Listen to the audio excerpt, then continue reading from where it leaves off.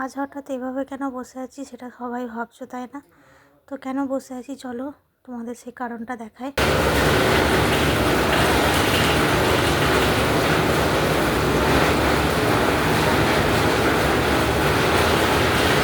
দেখে বুঝতেই পারলে যে কেন আমি ওইভাবে বসেছিলাম।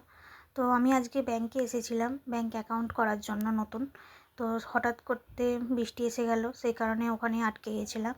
আর দেখো আমাদের এখানে তো পুজোর জন্য প্যান্ডেল বাঁধা শুরু হয়ে গেছে। তো তোমাদের ওখানেও কি প্যান্ডেল বাঁধা শুরু হয়েছে? অবশ্যই কমেন্টে জানিও।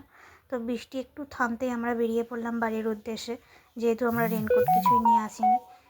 তো আবার বৃষ্টি চলে আসলে হয়তো ভিজে যাব, সেই জন্য তো অবশেষে বাড়িও চলেই আসলাম। বৃষ্টি পড়ছিল সে কারণে ব্যাগগুলো গাড়ির ডিক্কির মধ্যে রেখেছিলাম, কারণ বাইরে থাকলে ভিজে যাবে। তা ওতে তো অনেক জামা কাপড় আছে সেই জন্য। তো ও দেখো ব্যাগগুলো বের করে নিচ্ছে গাড়ির ডিক্কি থেকে। আর আমি এসেই আমার গপু সোনাদেরকে বসিয়ে দিলাম ওখানে, কারণ ওদেরকে বসিয়ে রান্না করতে হবে এই কারণেই। কারণ বাপি বাড়িতে ছিল, আমার শাশুড়ি মা বাড়িতে নেই, আমার ননদের বাড়ি গেছে, সেজন্য বাপি ভাত রান্না করে রেখেছে। আর আমি দেখো এসে তরকারি করে নিচ্ছি।